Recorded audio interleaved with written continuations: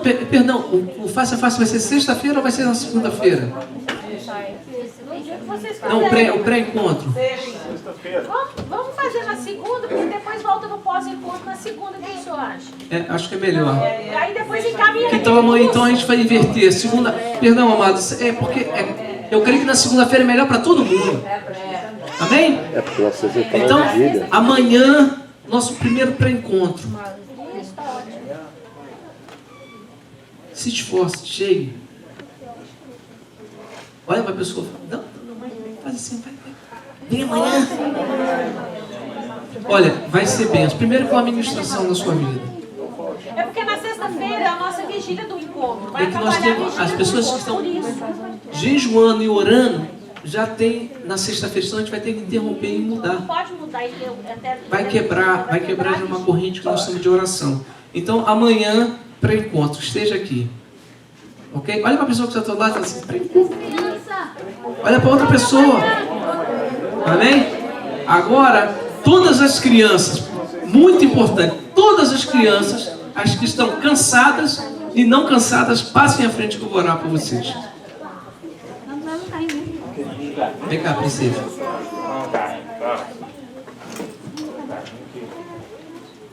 Oh, tá com cupu, gente.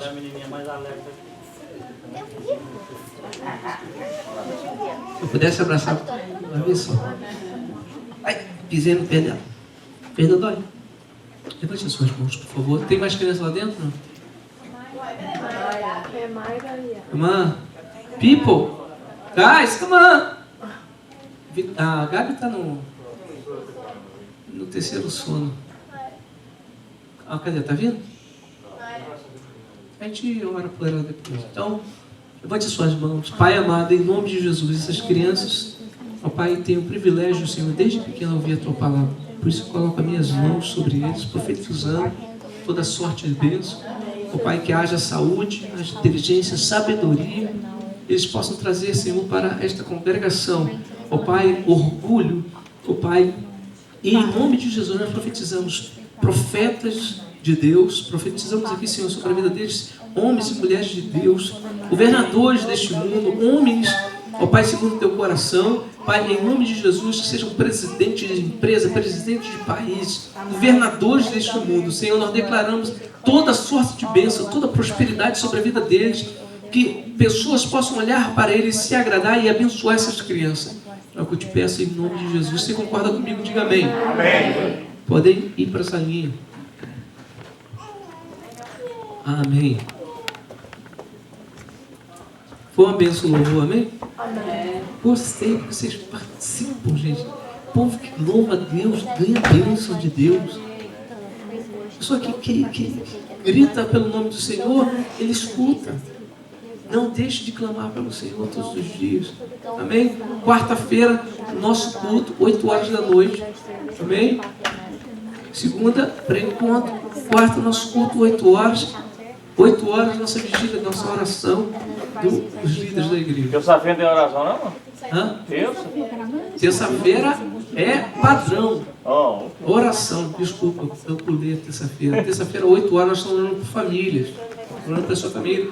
Você precisa de bênção na sua família, vem orar às 8 horas da noite. Chegou atrasado, não tem problema, pega o amém, mas sai com a bênção de Deus. Amém? Vem para a oração. Mais alguma coisa? Não estou esquecendo, eu creio. Amém? Então, amados, Deus quer falar com você. Olha para a pessoa que está ao teu lado e fala assim, Deus vai falar contigo. Através da palavra. Feche teus olhos. Pai amado, em nome de Jesus.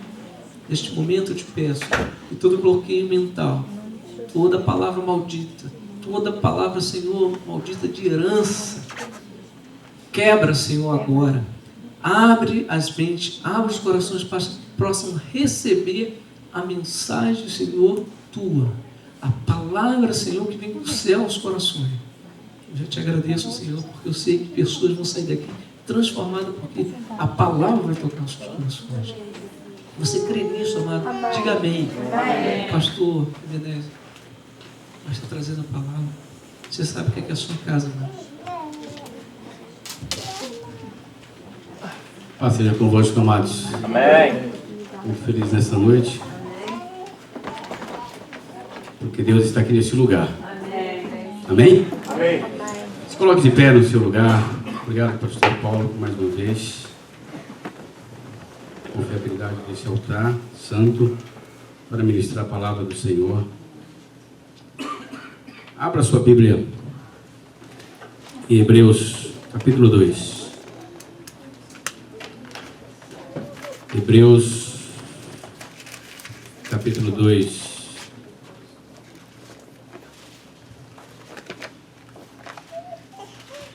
Hebreus, capítulo 2, versículo 9.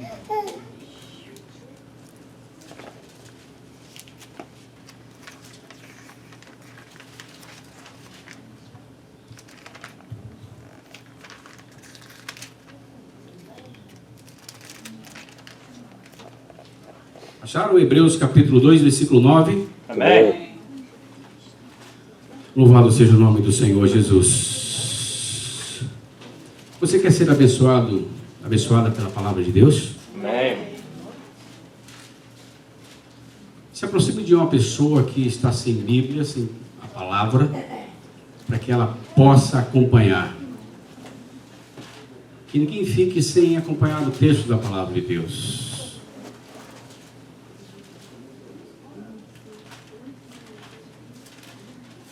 É importante que todos aprendam a palavra de Deus.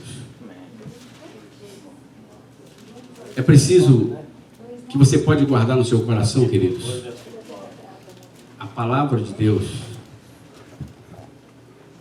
É o desejo permanente de aprender e de se aprofundar, de conhecer a Deus. Você precisa possuir um exemplar do Evangelho, uma Bíblia Sagrada. Hoje se usa até no iPhone, né? Você precisa meditar nela de dia e de noite para crescer a sua fé.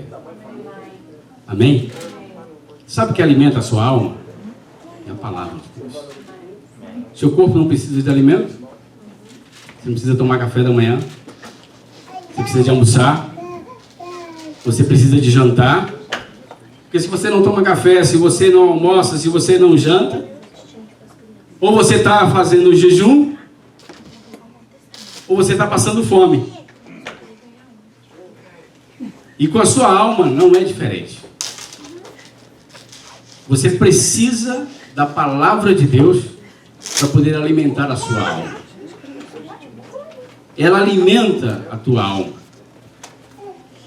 Algumas pessoas passam a ser até homeless espiritualmente, porque deixa a sua alma passar fome.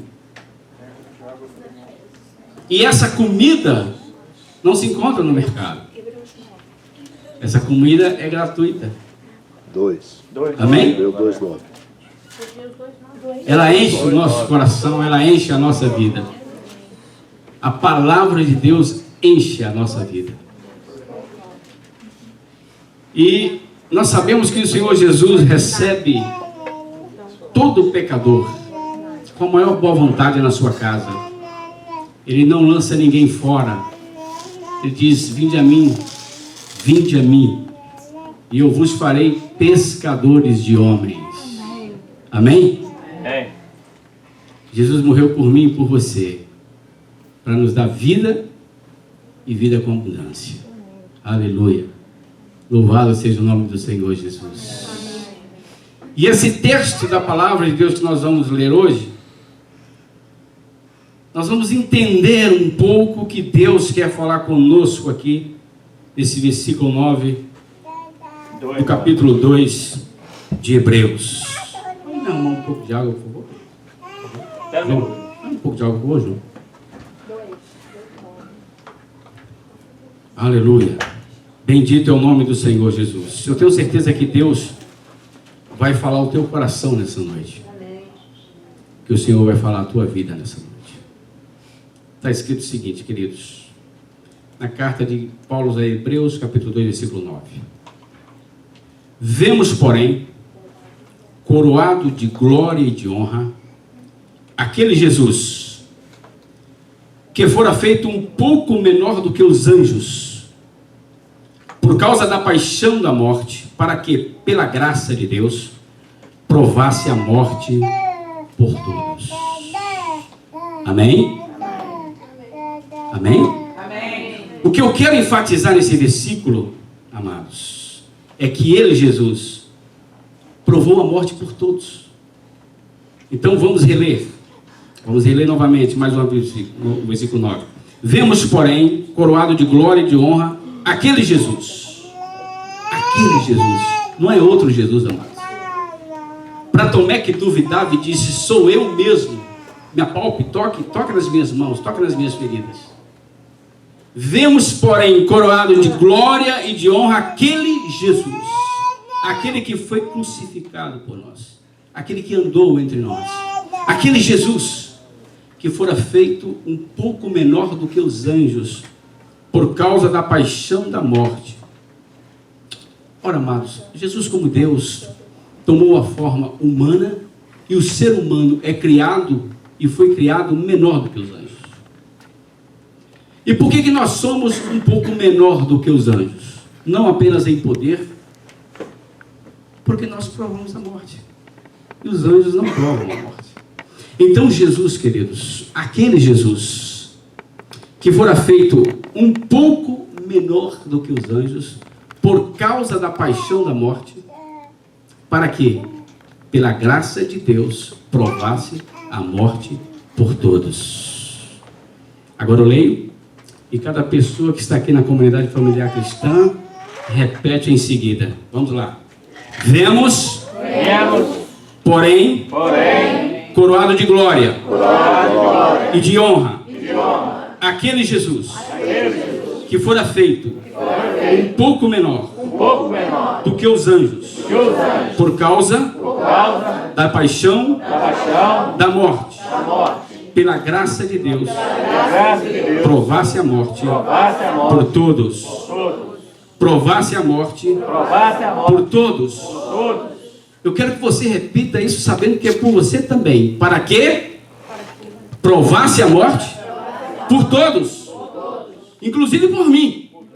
Amém? Você crê nisso? Amém. Então desocupe as tuas Bíblias, desocupe as tuas mãos e dê uma forte salva de palmas para a palavra de Deus. Aplauda a palavra de Deus, queridos. Enquanto você está aplaudindo a palavra de Deus, abra os seus lábios e glorifique o nome do Senhor. Vamos orar. Glorifique o nome do Senhor. Aplauda e glorifique o nome do Senhor. Deus, nós te louvamos pela tua palavra. Te louvamos por Jesus, que provou a morte por todos. Provou a morte por mim, por esta igreja que está aqui nessa noite. Muito obrigado, Senhor, pela tua palavra. Muito obrigado a Deus maravilhoso, porque o Senhor foi coroado de honra e de glória. Aquele Jesus que provou a morte por mim e por esta igreja, está aqui neste lugar. Ele ressuscitou, ele não ficou na tumba, mas ele está à destra de Deus, intercedendo pela sua igreja. Nós te louvamos, Pai, por esta noite. Agradecemos a ti, Senhor, nesta noite, ó Pai, e que a tua palavra possa alcançar cada coração, e que ela alcance cada vida que está aqui neste lugar essa noite. Nós bendizemos o teu nome, Senhor. Bendito seja o teu nome, Pai. Fala com cada um que está aqui nessa noite. Ninguém veio aqui para ouvir o homem, ninguém veio aqui para ver o homem. As pessoas estão aqui porque elas querem ouvir a tua voz, Senhor. A tua igreja quer ouvir a tua voz, o teu Santo Espírito falando em cada coração. Ministra, Senhor, aos nossos corações nessa noite, e que a tua palavra vá e produza o resultado para o qual está sendo mandada, em nome de Jesus. Amém. Amém e amém. Diga amém. Amém. Podem assentar, queridos. Amados, eu não vou dizer para você quem é a pessoa, nem tampouco eu vou dizer se é homem ou mulher, mas uma certa pessoa quis comprar mais do que podia, e ele fez várias compras com cheques pré-datados, gastou muito. Quando os cheques venceram, estavam para vencer, ela viu que não tinha dinheiro. E ela ficou desesperada, saiu pedindo emprestado, mas ninguém arrumou nada para ela. Porque a quem ela pedia emprestado, a pessoa imaginava assim, se ela não está conseguindo cobrir os cheques, vai cobrir os meus? Se ela não está conseguindo pagar a própria dívida, vai pagar a minha? Então ninguém arrumou dinheiro para ela. Ninguém emprestou nada para ela. E ela correu para os agiotas. E nos agiotas, meus queridos, ela se enterrou. Fez mais dívidas ainda para cobrir aqueles cheques. Tudo bem. Cobriu os primeiros cheques. Mas quando a dívida venceu com os agiotas, não tinha para onde correr. E você sabe que os agiotas são da pesada. Além de cobrar um juro extorsivo, eles são violentos na hora da cobrança. A pressão que eles fazem não é fácil, não. Então essa pessoa, amados, desesperado, precisando arrumar dinheiro para pagar os agiotas, ela ficou bolando uma maneira de conseguir dinheiro. Com o trabalho não dava, leva muito pouco. Com as tentativas que havia feito em negócio também havia fracassado. Começou a nascer dentro da pessoa a ideia maligna de aplicar um golpe. De agir de uma maneira desonesta, de má fé, para conseguir recursos. E ela começou a planejar. A princípio com pequenos golpes, mas depois a coisa foi complicando, não estava rendendo muito, e a sua situação piorando cada vez mais, ela achou que se fizesse um assalto, se ela fizesse um assalto, ela poderia arrumar um bom dinheiro e resolveria os problemas.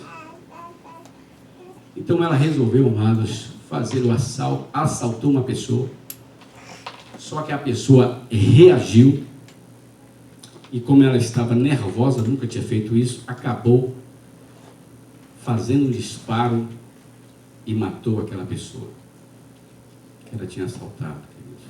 E o que é pior, ela não conseguiu o dinheiro que precisava e se enfiou num problema muito grave. Não demorou muito não, a polícia chegou nela, botou a mão nela.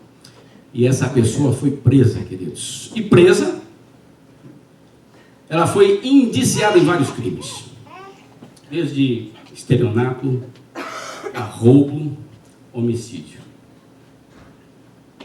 E aquela pessoa, amados, que até então era uma pessoa muito honesta, até então era bem intencionada, por causa da ilusão e da ganância, se enfiou numa situação onde ela teria que prestar contas com a justiça e pagar por aquilo que ela tinha cometido. Ela teria que pagar a sua dívida com a justiça. E dentro da cadeia, amados, essa pessoa começou a viver o submundo, lixo à escória, se aprofundando cada vez mais no abismo. E de vez em quando ela era tirada da cadeia para ir para a corte, acompanhar o próprio processo que tem que ser feito na presença do acusado. E era sempre levada para as audiências da corte. Depois retornava novamente para a penitenciária. Um dos presos ali achou que ela estava falando demais. Achou que ela estava entregando tudo o que estava acontecendo ali dentro da penitenciária. Porque ali todo mundo conta vantagem. Ah, eu, quando estava lá fora, roubei, matei, trafiquei, estrupei. Todo mundo conta vantagem. Lá eles contam vantagem. Todo mundo fica sabendo do que todo mundo fez. Da status contábil que fez lá fora. E o preso lá dentro achou que essa pessoa estava dando com a língua nos dentes lá fora. E a jurou de morte. Disse, eu vou te matar. E ela vivia amassada, olha, você tem que me tirar dessa cela, porque senão eu vou morrer aqui. Bom, e aí ela acabou contando coisas que ela não deveria ter contado. E a coisa complicou de uma tal maneira, queridos, que o processo que ela estava respondendo lá foi piorando também. E a situação dela piorando também. Passados alguns meses, ela naquela penitenciária, com o processo dela correndo lá fora, sendo acusada de todos aqueles crimes, numa ficha policial já extensa, muito grande, por causa da confusão dentro da penitenciária, uma noite em que essa pessoa estava dormindo, deitada, o seu colega, que tinha jurado de morte, estava com ódio dele, se aproximou daquela pessoa sorrateiramente, segurando um estilete e sem qualquer piedade, cravou no seu coração. E a pessoa morreu. No dia seguinte estava lá aquele cadáver na cama, banhado de sangue.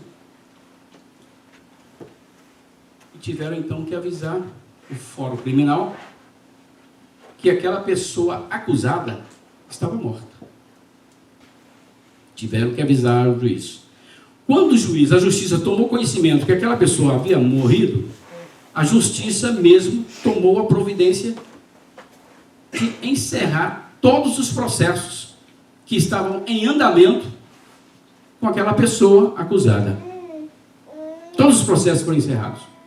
Tudo que estava correndo contra ela, lá na corte, teve que parar.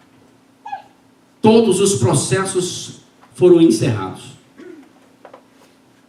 A provável pena que aquela pessoa iria receber, porque era culpada, era réu confesso, até aquela provável pena teve que ser cancelada. Não se poderia mais aplicar a pena e nem continuar naquele processo, porque aquela pessoa acusada estava morta. E tanto os advogados como os juízes conhecem muito bem uma frase em latim, amados. E os advogados usam muito essa frase em latim no processo. Essa frase, ela é usada mundialmente, especialmente no caso dessa pessoa, encerrava toda a questão. A frase em latim é mors absolvit homines. Então os advogados e o juiz, sabendo do significado dessa frase, encerraram ali toda a questão contra aquela pessoa. E a tradução dessa frase é a seguinte: a morte absolve a todos. No sistema jurídico mundial, essa frase ela é aplicada. Mors absolvit homines. A morte absolve a todos. Mas espera aí, a pessoa era culpada. Estelionato, roubo, homicídio. Mas a morte absolveu de todas aquelas acusações na justiça e encerrou o processo que havia contra ela. É por isso, amados, que às vezes você vê uma notícia: banqueiro deu um desfalque de milhões contra a instituição em que ele mesmo trabalhava. Aí ele é descoberto. Antes de ser preso, ele aparece morto. Ele se mata, se joga de cima do prédio, se suicida, dá um tiro na cabeça, se enforca, pula de um viaduto, se atira, enfim, qualquer coisa. Ele morre. O banqueiro que fez o desfalque, ele se mata. Está lá comprovado o desfalque. Ele roubou mesmo. Foi ele. Todo mundo descobriu. Ele teria que ser processado e preso. E não sair dali enquanto não pagasse a sua pena na justiça. Mas como o banqueiro, envergonhado, se matou, o que acontece? Mors absolvit homines. A morte absolve a todos. Mas o banqueiro era culpado. E daí? O que se vai fazer agora?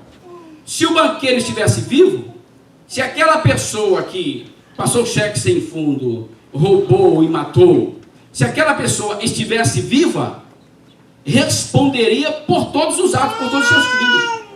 E seria condenada. Porque a prova era infalível, amados. Estava tudo comprovado. Mas o que há de se fazer se o acusado ou a acusada morreu? Estão mortos.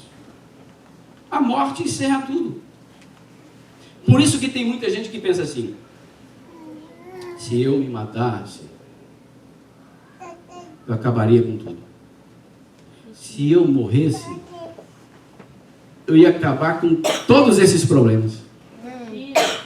Porque a pessoa sabe que a morte física, aqui nesse mundo, vai fazer com que cesse contra ela todas as acusações, todas as situações, todas as cobranças, todas as dívidas, todos os processos. Quando você morre, acabou-se tudo, querido. Aqui nesse mundo, não se pode mais processar você.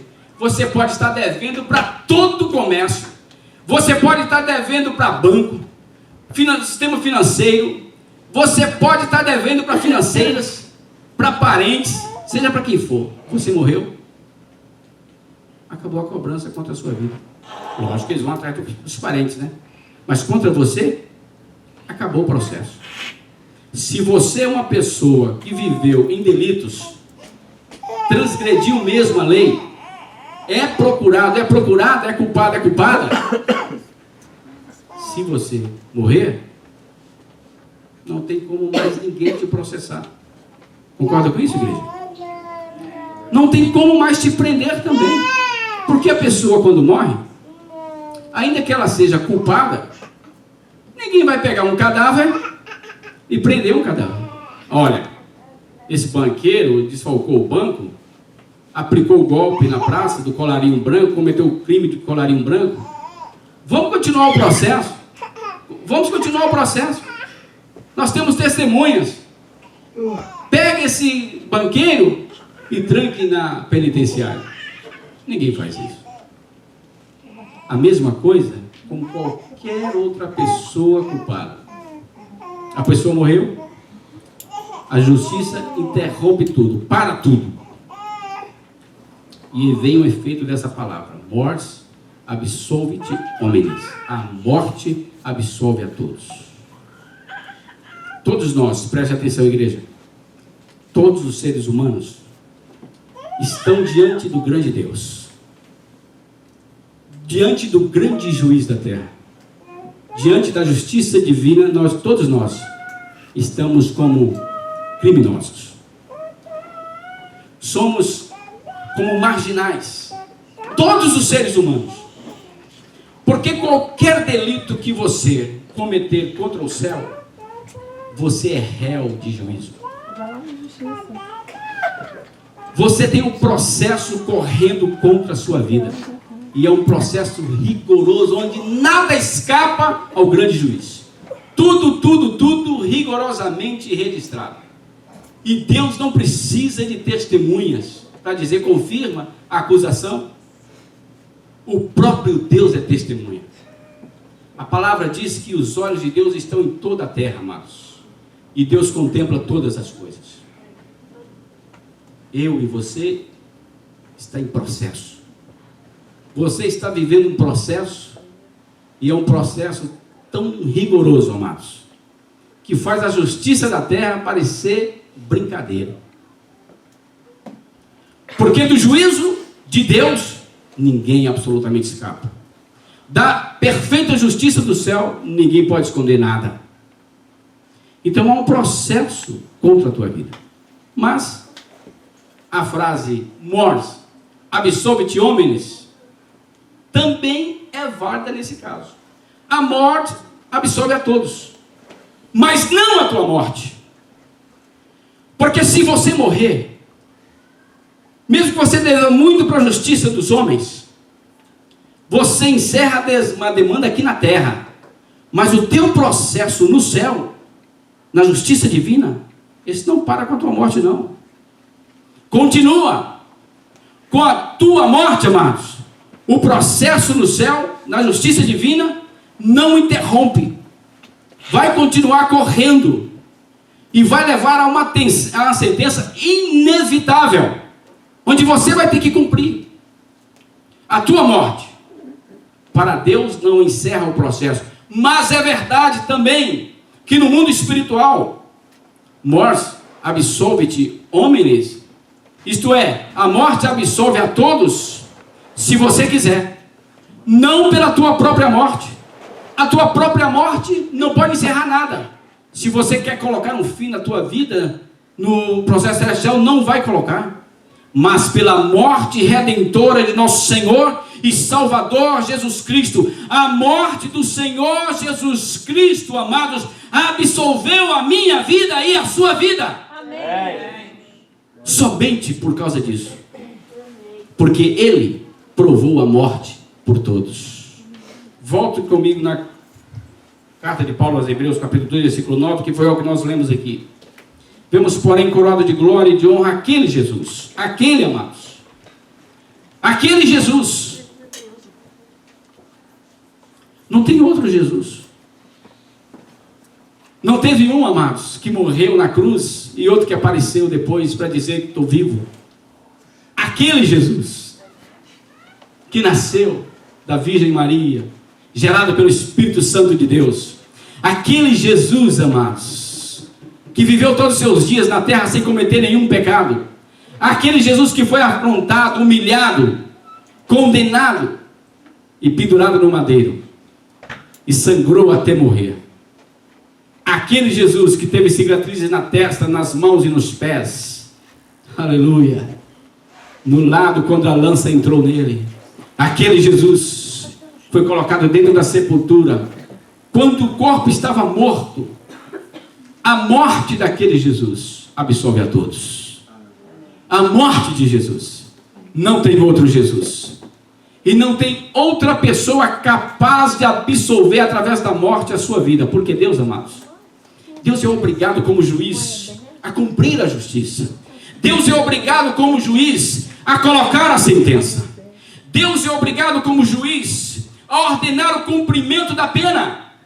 Deus não pode fugir disso, amados, porque a justiça divina tem que ser executada.